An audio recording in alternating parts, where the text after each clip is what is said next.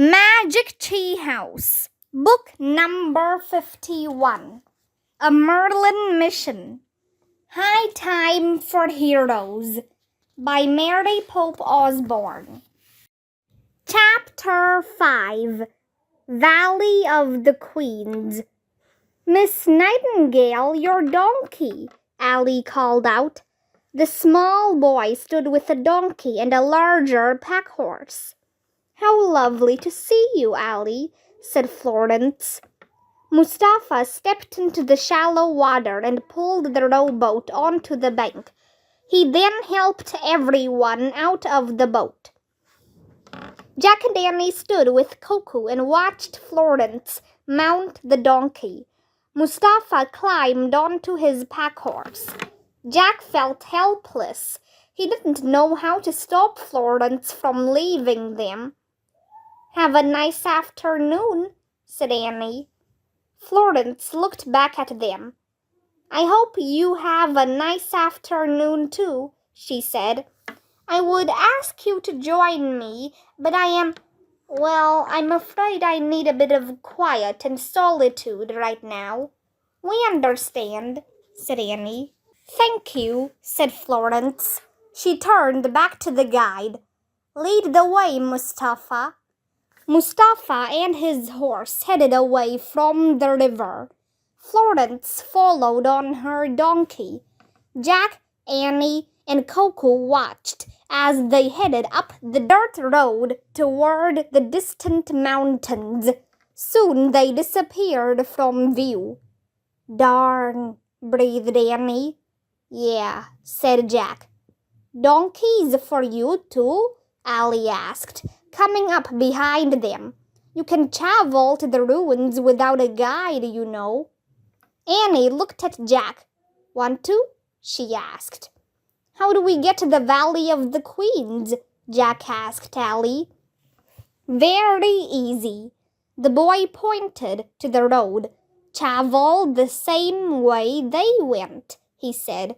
Follow that road and never turn. That sounds simple, said Annie. Let's go. Wait, said Jack. He took all of his Egyptian coins from his pouch and showed them to Ally. Do we have enough to rent 2 donkeys? Oh, yes. Ally took only 1 coin. Good for 2 donkeys all afternoon, he said. Okay, we'll do it, said Jack. Yay, said Annie. Good, I will get them for you, said Ally. He headed to the donkeys, standing under the trees. I wonder if there's anything we need to know about riding donkeys, said Jack. He opened their traveler's handbook again and looked up donkey. He read aloud. Donkeys were first chained to carry travelers over 6,000 years ago in Egypt.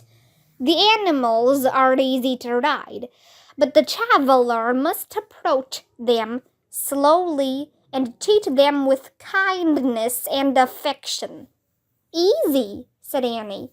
That's the way I always treat animals. Hee-haw! Here they are, said Ally, leading 2 donkeys toward Jack and Annie. Both donkeys were sandy brown, with sweet faces. Their saddles were blankets made of heavy cloth. Their long, furry ears twitched to keep the flies away. Hello there, Annie said to one of the donkeys. You have ears like a rabbit. Can I call you Bunny? Oh, brother, said Jack. Talk to yours too, Annie coached Jack. Call her a sweet name. Kindness and affection, remember? Jack rolled his eyes and scratched the ears of the other donkey.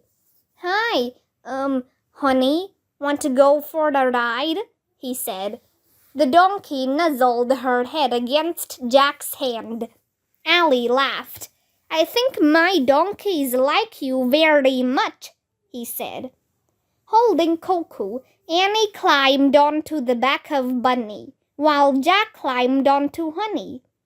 You must take water, said Ali. He tied tin canteens to the donkeys' saddles. Come back by sundown. There is danger in the hills after dark. Like what kind of danger? Asked Jack. Wild jackals, tomb raiders, said Ali. Got it, said Jack. We'll be back before dark, said Annie. Way before dark, said Jack. Goodbye, Ali. Thank you, said Annie. Giddy up, Bunny. She led the way with Koku on her shoulder. Follow them, honey, please, said Jack. The two donkeys left the lush river bank and trotted up the same road that Mustafa and Florence had traveled. Our donkeys remind me of the camels we rode to Baghdad, Annie called back to Jack. Remember Beauty and Cutie? Oh, brother, said Jack. The camels had nearly ruined their mission. Bunny and Honey trotted past cornfields, palm trees, sheep, goats, mud huts, and children playing in the dirt. When the children saw Jack and Annie, they laughed and pointed at the baboon riding on Annie's shoulder. Soon the dirt road opened onto a wider, rougher road that crossed a flat plain. The plain was bordered by the sand-colored mountains. Hot breezes blew clouds of dust as the donkeys clumped side by side over the dry, cracked earth. Through the gritty haze, Jack could see ruins scattered about the plain, broken columns and chunks of ancient walls, half buried in sand. Look, said Annie. Two gigantic statues loomed ahead against the blue sky. Enormous pharaohs on thrones as tall as 5-story buildings. Let's stop for a minute, Jack called.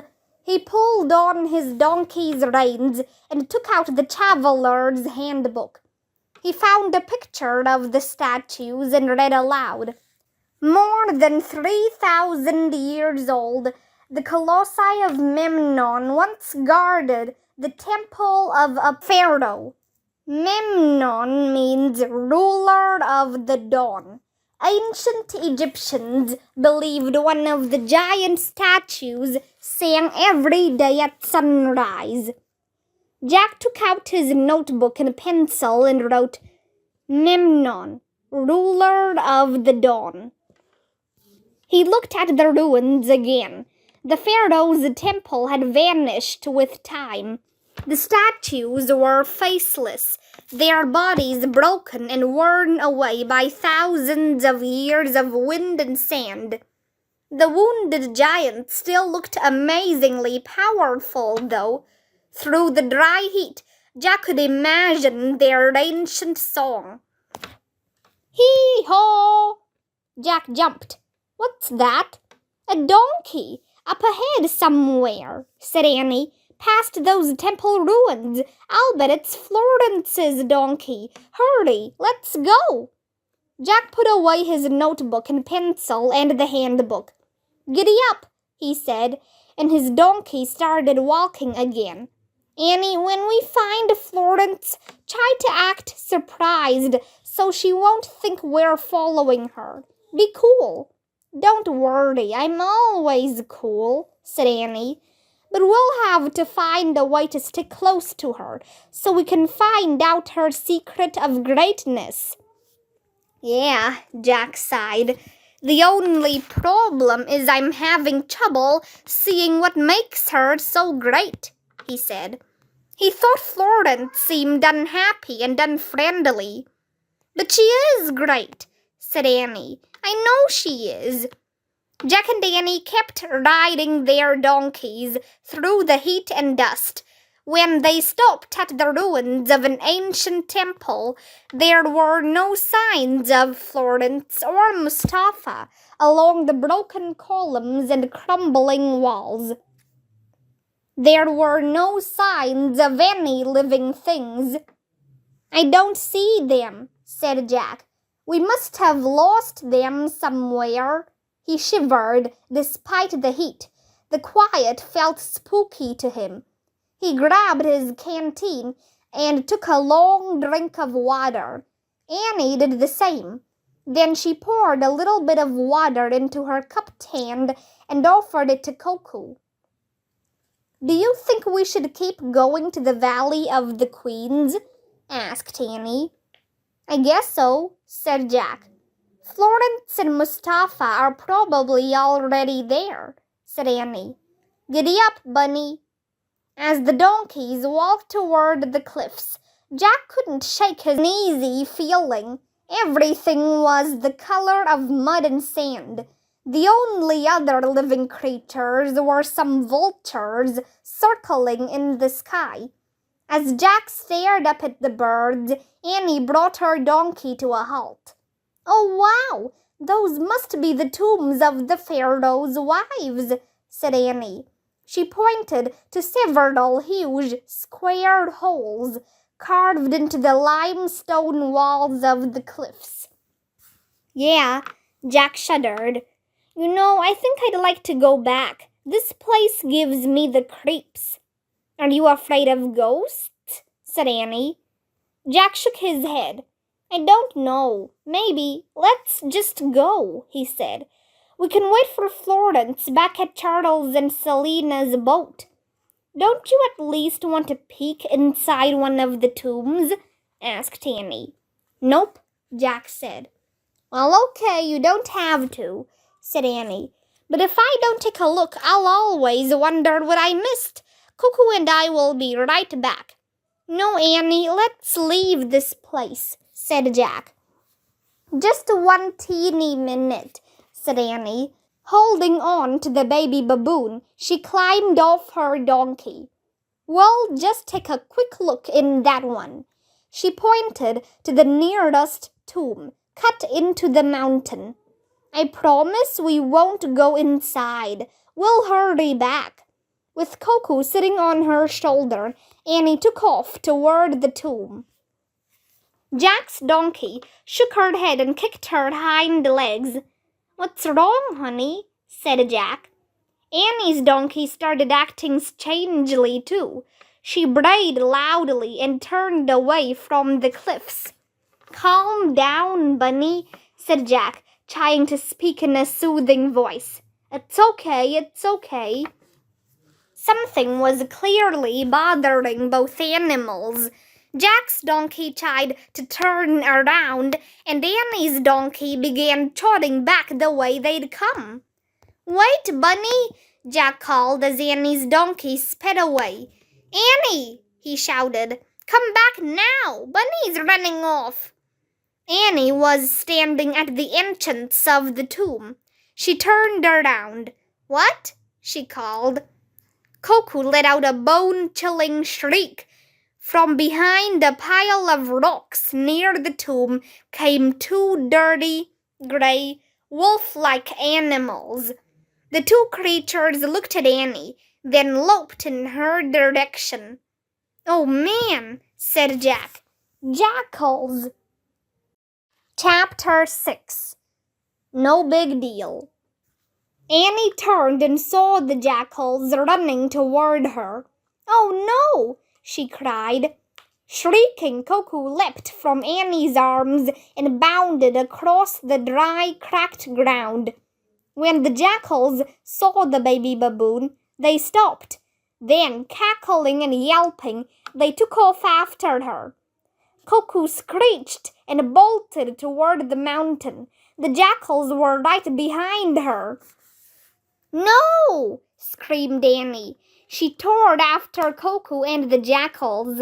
"Annie!" Jack yelled. He jumped off his donkey and ran after her. From a distance, Jack saw the baby baboon disappear into a crack between two cliffs. Howling and cackling, the jackals followed Koku. They slipped into the crack and vanished from sight. Annie was racing to catch up. Jack was far behind. When he finally reached her, Annie was desperately trying to squeeze through the narrow opening. "We can't fit through there," said Jack. "We have to save Koku," Annie cried. They heard shrieking, yelping, and cackling above them. Then gradually the sounds faded away. "Koku!" screamed Annie. Dead silence. "Oh no! I think they got her," Annie wailed. "I think they got her, Jack." She burst into tears. "Koku, Koku," she repeated, sobbing. Jack didn't know what to say. Everything had happened so fast.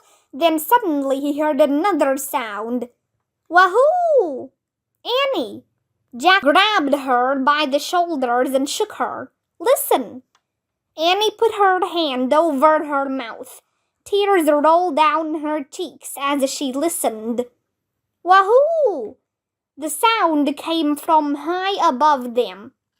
Jack and Annie stepped back and looked up the steep cliff. Koku was at the very top, jumping up and down, screeching at them. "She made it!" cried Annie. "She got away! Koku, come down! Come down!"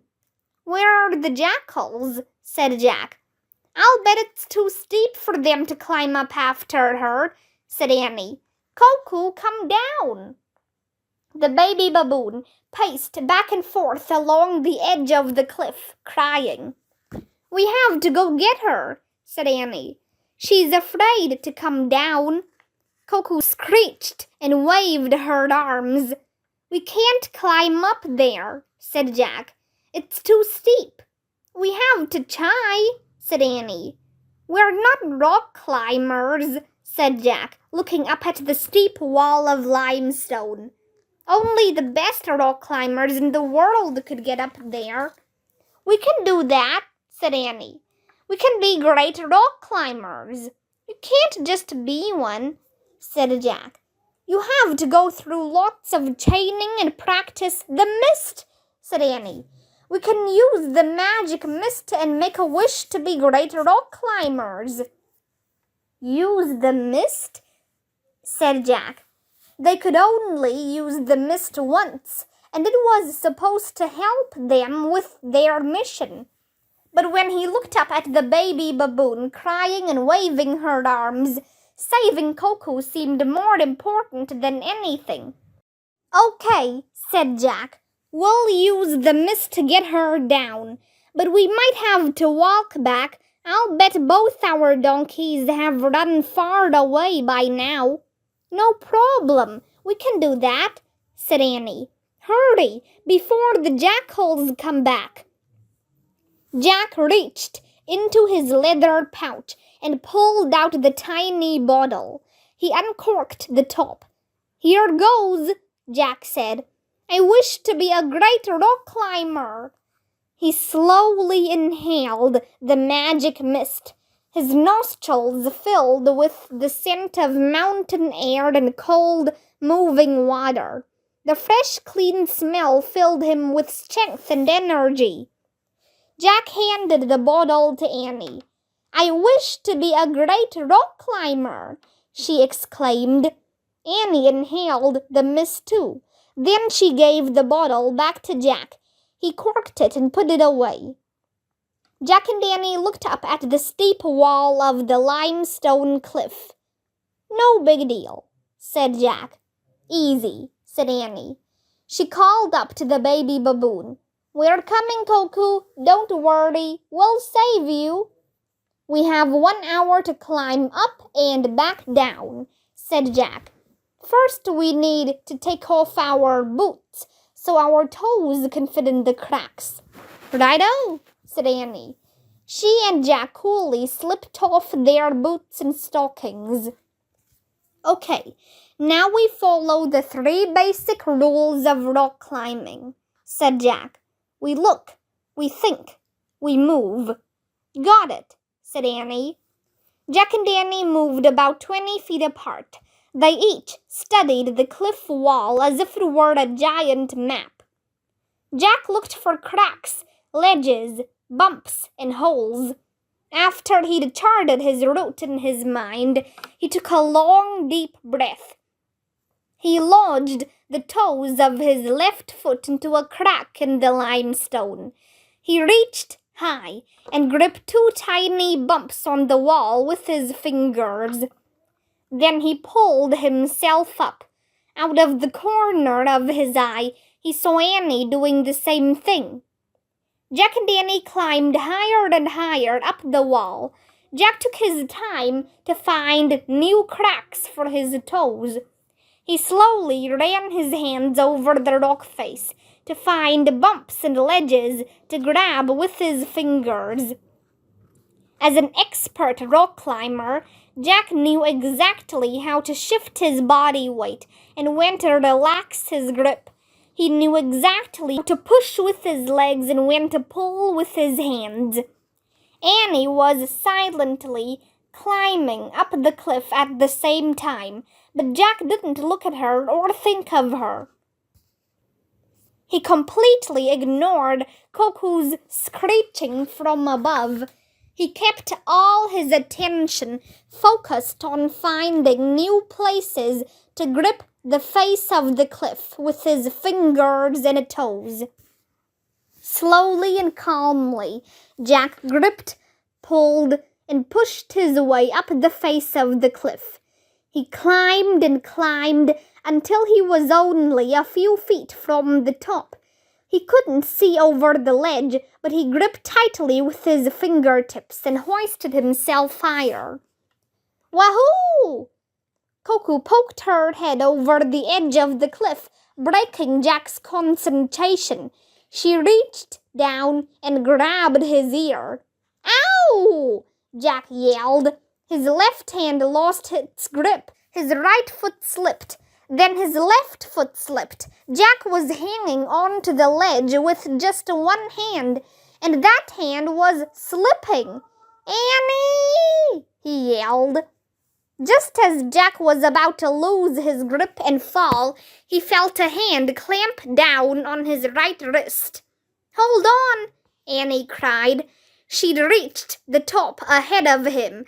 Jack's fingers slipped from the ledge, but Annie held onto his wrist with both hands as he dangled high above the stony ground below. The baby baboon shrieked.